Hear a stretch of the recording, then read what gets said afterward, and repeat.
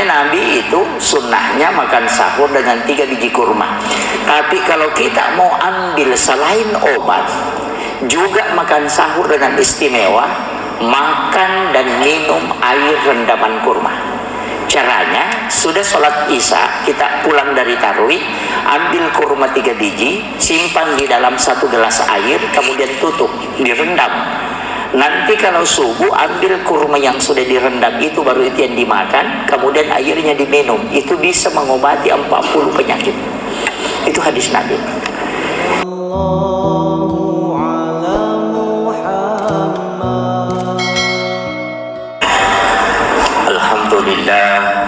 Alhamdulillah Rabbil Alamin, wassalatu wassalamu ala ashrafil anbiya wal mursalin, sayyidina wa maulana wa habibina wa syafi'ina wa ala alihi wa ashabihi wa sahabatihi ajma'in, amma ba'd. Allahumma salli ala sayyidina Muhammadin tibbil qulubi wa dawaiha wa afiyatil abdani wa shifaiha wa nuril absari wa diyaiha wa ala alihi wa sahbihi wa sallim. Ma'asyiral muslimin, sidang jamaah salat isya yang insyaallah juga menjadi jamaah salat tarawih, semoga dirahmati dan dimuliakan oleh Allah Subhanahu wa taala. Pertama, biasanya penceramah tarawih berapa menit Pak Haji? 15 ya? Antara 15-20. Oh iya, antara 15-20. Kalau subuh? Hampir sama. Oh iya, jadi kita bikin peraturan memang. Karena siapa tahu saya ceramah kelewatan waktu ya, jamaah tidak ini ya. Jadi makanya saya lihat jam ini sudah pas 20.15 tadi saya mulai, berarti pas 8:30 saya berhenti. Jadi saya sudah lihat jam itu. Ingatkan saya kalau lupa. Pertama, karena ini awal, saya ingin sampaikan bahwa untuk memasuki bulan Ramadan, mudah-mudahan kita termasuk golongan yang dijanjikan adalah orang yang bergembira. Man fariha bidukhuli Ramadan. Bergembira itu bukan karena menyalakan petasan, tidak. Salah satu tanda kegembiraan adalah menjamu Ramadan sebagaimana tamu agung. Jadi kalau ada tamu mau datang ke rumah, kita persiapkan semua untuk menjamunya. Bulan Ramadan ini hendaknya kita menjamunya sebagaimana tamu yang datang ke rumah. Tapi Ramadan ini adalah tamu yang melebihi dari manusia, karena di dalamnya itu ada beberapa kemuliaan. Makanya untuk jamaah sekalian, saya ingin sampaikan 3 hal pokok. Yang penting sudah dipegang ini yang 3 insyaallah. Yang pertama, laksanakan mandi sunnah taubat. Itu yang pertama. Laksanakan mandi sunnah taubat. Mandi sunnah taubat itu sebenarnya mandi biasa, cuma kita mengawali dengan niat. Kemudian yang kedua, kita berwudu sebagaimana melaksanakan sholat. Namun wudunya kita bisa memilih 2. Bisa berwudu hanya mengusap kepala sampai telinga, tidak mencuci kaki. Kemudian menyiram tubuh sebelah kanan 3 kali. Tapi kalau kita tidak menyelesaikan wudu dengan mencuci kedua kaki pada saat akhir, pada saat mandi tidak boleh mengangkat kaki dari lantai. Jadi kaki itu menempel. Sebenarnya begini Pak Bu, mandi junub itu juga 2 versi. Yang pertama, ada mandi junub yang wudunya sempurna sampai mencuci kaki. Yang kedua, tidak sempurna wudunya, hanya mengusap kepala sampai telinga, tapi pada saat mandi tidak boleh mengangkat kaki. Nanti selesai mandi langsung cuci kaki, jadi tidak lagi mengulang wudu. Sebenarnya yang tidak menyelesaikan wudunya itu adalah mandi junubnya laki-laki. Yang menyelesaikan wudhu itu untuk mandi junubnya perempuan. Hikmahnya kenapa? Kalau ada orang mandi junub tidak menyelesaikan wudhunya pada saat wudhu pertama, nanti selesai mandi baru mencuci kakinya, maka tidak ada orang yang kena lemah syahwat yang mengamalkan itu. Itu khusus untuk laki-laki. Makanya 2 versi itu. Cuma kadang kita tidak pakai yang mandi junub laki-laki, kita pakai wudhu sempurna. Nah, ini makanya hikmahnya. Makanya dalam agama itu kan terbagi, ada kajian tasawuf, ada kajian hukum, ada kajian hikmah, ada kajian tafsir, ada kajian hadis. Kalau kajian hikmah itu bukan tasawuf. Di sini kadang kita terkecoh. Ulama-ulama hikmah itu adalah ulama-ulama yang konsen mencari tujuan atau hakikat di balik perintah. Sama dengan begini, kalau kita makan, ini ulama hikmah, kalau kita makan itu tidak boleh melangkahi makanan untuk mengambil makanan yang jauh. Misalnya ada makanan di depan kita, kemudian ada ayam yang jauh di situ, kita melangkahkan. Ada orang makan itu Pak kayak eskapator, punya berat tangannya begini, itu jadi masalah. Itu kenapa Rasulullah melarang? Karena orang yang mengambil makanan yang melangkahi yang ada di depannya itu rezekinya susah. Kalau dia mengurus rezeki itu agak susah. Tapi orang yang mengambil makanan yang ada di depannya itu Allah yang memudahkan rezekinya datang. Itu hikmah, bukan tasawuf. Itu hikmahnya. Kenapa perempuan kalau makan dilarang membuka mulut ketika mengunyah? Jadi nanti dia menyuap makanan baru disuruh buka mulut. Tapi kalau mengunyah itu tidak boleh. Laki-laki boleh. Laki-laki itu begini, tidak masalah.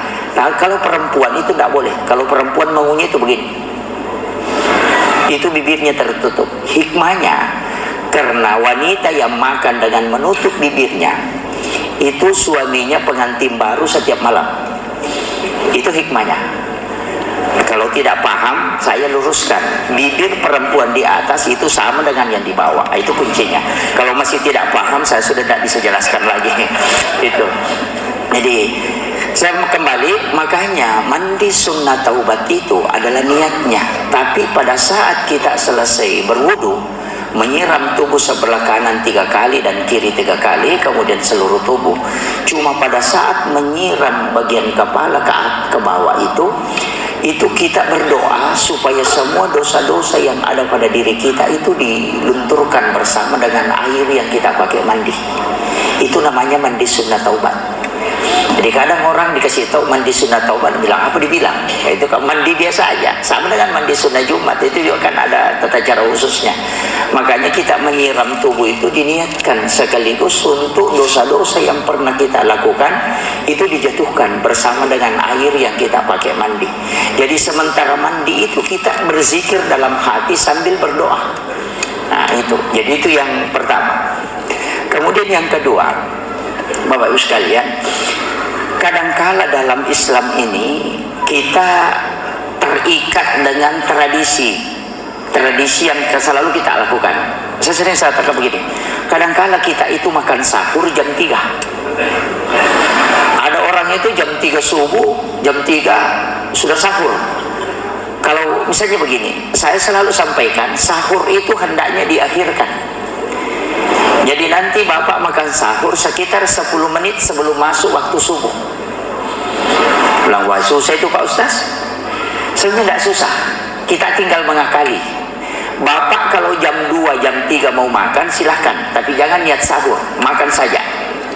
Makan nasi 3 piring silahkan, mau makan 5 piring silahkan, makan saja.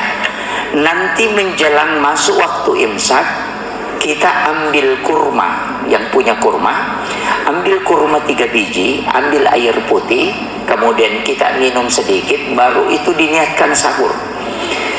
Kenapa kita lakukan itu? Yang pertama, sahur itu kan waktu Pak. Itu dalam Al-Quran disebut wabil azhari hum yastaghfirun. Dan di waktu sahara hendaknya kalian beristighfar. Sahara itu 10 menit sebelum subuh. Makanya Rasulullah minta mengakhirkan sahur. Jadi sahur yang paling bagus itu di akhir. Akhirnya itu masuknya 10 menit sebelum subuh. Berarti pas mau masuk waktu imsak. Jadi bapak kalau sudah mau imsak, ambil air 1 gelas, minum sedikit, baru makan kurma 3 biji, karena kurma itu sunnahnya dimakan ganjil. Kalau dimakan genap itu tidak jadi obat, itu sudah diteliti. Tapi kalau dimakan ganjil itu jadi obat. Jadi bapak kalau makan kurma 1, 3, 5, 7, 9, mau 99, yang penting ganjil. Tapi kalau orang makan kurma 99, nah itu kelewatan itu. Jadi 3, 1, 3. Jadi Rasulullah kan begitu. Makanya Nabi itu sunnahnya makan sahur dengan 3 biji kurma. Tapi kalau kita mau ambil selain obat, juga makan sahur dengan istimewa, makan dan minum air rendaman kurma. Caranya, sudah sholat isya, kita pulang dari tarawih, ambil kurma 3 biji, simpan di dalam 1 gelas air, kemudian tutup, direndam. Nanti kalau subuh, ambil kurma yang sudah direndam itu, baru itu yang dimakan, kemudian airnya diminum. Itu bisa mengobati 40 penyakit. Itu hadis Nabi. Jadi itu salah satu cara untuk mengambil hikmahnya. Tadi saya mengatakan makan kurma di akhir. Jadi nanti sahurnya diniatkan kurma. Kalau makan nasinya tidak usah diniatkan sahur. Kalau makan nasinya pokoknya makan saja. Mau makan 5 piring, tidak usah diniatkan sahur. Nanti yang ujung ini diniatkan sahur. Kenapa kita lakukan? Yang pertama, dapat sunnah makan sahur di ujung. Dapat sunnah mengikuti Nabi makan sahur menggunakan kurma. Yang ketiga, dapat makanan berkahnya dengan sahur menggunakan kurma. Bagi orang yang punya air Zam-Zam itu yang paling bagus. Jadi sahur menggunakan air Zam-Zam. Tapi saya kasih tahu, ini yang kedua ya. Kemudian untuk yang ketiga, kalau bulan Ramadan, kurangi membaca istighfar. Kurangi ya. Tapi jangan disalahpahami. Begini, kan sebenarnya hadis itu Syahrul Rajab Syahrullah, Syahrul Sya'ban Syahri, Syahrul Ramadan Syahrul Ummati. Itu kan hadis. Makanya kan ada juga doanya, Allahumma barik li fi Rajab wa Sya'ban wa balighna Ramadan. Sebenarnya begini, bulan Rajab itu bulannya Allah. Kalau bulannya Allah, kita dianjurkan banyak membaca istighfar, karena itu bulannya Allah. Bulan Sya'ban itu bulannya Rasulullah, makanya kita dianjurkan banyak membaca sholawat di bulan Sya'ban. Bulan Ramadan adalah bulan kita. Nabi mengatakan syahrul ummati, bulannya umatku. Yang kita baca adalah al-afu. Jangan istighfar, simpan dulu istighfarnya. Yang banyak dibaca al-afu. Makanya di Ramadan itu Allahumma innaka afuwun karim tuhibbul afwa fa'fu anna. Kenapa al-afu? Kenapa bukan istighfar? Bulan Ramadan itu bulan penghapus, bukan bulan penutup. Bedakan ya. Kalau istighfar itu bahasa Arab dari kata istaghfara. Istaghfara itu menutup yang nampak. Makanya orang yang istighfar dosanya tidak terhapus, cuma tertutup. Makanya ada juga orang salah paham Pak. Dia bilang saya setiap hari taubat. Caranya taubat baca istighfar. Oh enggak, beda. Istighfar dengan taubat beda. Kalau taubat bahasa Arab taba yatubu taubatan, kembali. Kalau istighfar menutup. Makanya saya kasih contoh supaya mudah dipahami. Kalau kita menulis di kertas, ada tulisan yang salah, kita mengambil tip X. Tip X kemudian kita tip X itu tulisan. Tip X itu tidak menghapus tulisan, hanya menutup. Kan begitu, tulisannya ada, cuma tidak nampak. Itulah makna istighfar, menutup yang nampak. Kalau al-afu menghapus yang ada. Makanya di Ramadan kita pakai Allahumma innaka afuwun karim tuhibbul afwa fa'fu anna. Kenapa? Karena dosa mau dihapus, bukan ditutup. Makanya dua yang menghapuskan dosa itu Pak, menutup, menghapus. Yang pertama sholat. Makanya di dalam sholat itu ada bacaan Rabbighfirli warhamni wajburni warfa'ni warsukni wahdini wa'afini wa'fu anni. Di situ ada. Yang kedua itu di Ramadan. Makanya sholat, makanya Rasulullah mengatakan sholat itu menghapuskan dosa-dosa. Jadi kalau orang mau pergi sholat Pak, itu dosanya diambil oleh Allah, diletakkan di pundaknya kata Nabi dengan kepalanya. Kalau dia ruku dan sujud, maka berguguranlah dosa-dosa itu sebagaimana dedaunan dari tangkai kayu.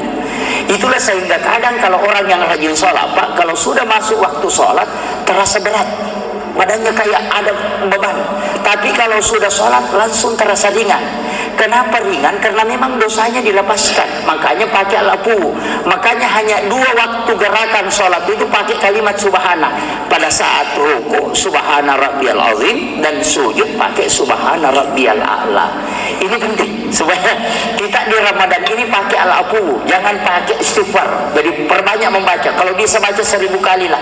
Allahumma innaka afuwun karim. Supaya dosa kita dihapus, bukan ditutup. Nanti dari kemudian tidak dinampakkan, karena dihapus memang. Itulah makna orang yang berpuasa dengan ikhlas dan mendirikan sholat dengan ikhlas, maka sama dengan bayi yang keluar dari perut ibunya ketika melewati Ramadan. Itu kuncinya. Ini sudah pas 30. Akhirul kalam, wallahul muwaffiq ila aqwamit thariq. Assalamualaikum warahmatullahi wabarakatuh. Sallallahu ala Muhammad.